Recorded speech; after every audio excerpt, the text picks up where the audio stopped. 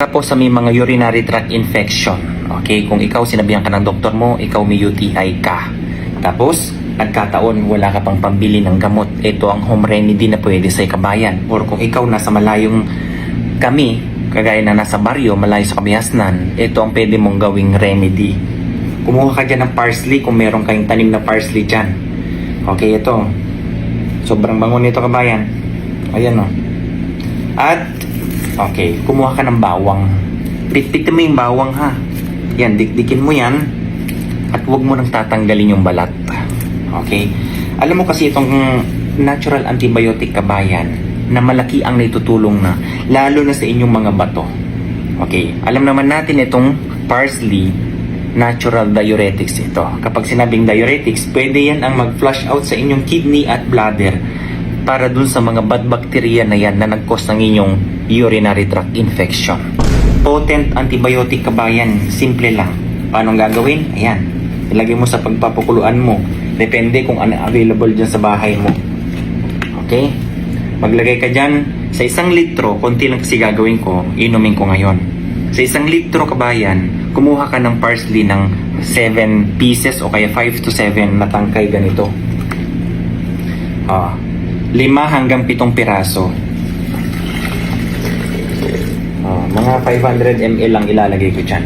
Tapos yung bawang na ilalagay nyo, kapag 1 liter, bilangin mo 10. Okay? Na bawang ilalagay mo dyan. Tapos pakuluan natin.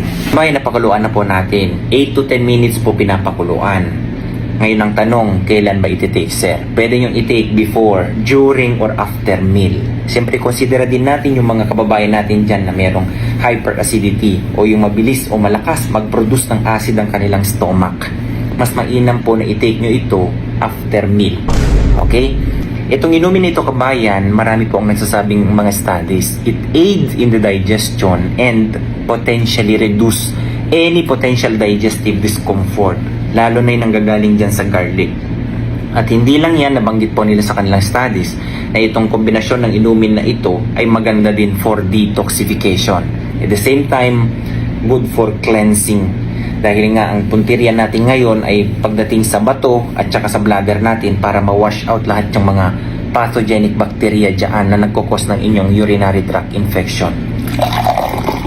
Actually, tapos na ako kumain, kaya mas maganda na i-take ko ito para mabilis ang aking digestion. Ngayon, pwede ka maglagay ng kalamansi or lemon. O naghiwa na ako ng maninipis dyan. So, mekus-mekus. Ano bang lasa, sir? Kabayan, masarap ito. Hindi lang ito yung first time ko talaga. Madalas ko ginagawa ito.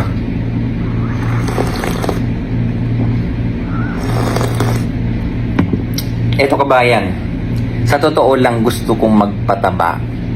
Pero dahil sa mga ipinapakita ko sa inyong mga home remedies, kabayan, pumapayat ako. Kasi nga, puro tayo detox, puro tayo cleansing, hindi po ba? Okay. So, nasa inyo po yung kabayan na. Kung meron ka din namang mga paraphernalias dyan sa bahay nyo, syempre hindi ka pa nakakabili ng gamot mo para sa UTI mo, pwede mong remedy ito kabayan. Okay? Simple lang. God bless everyone.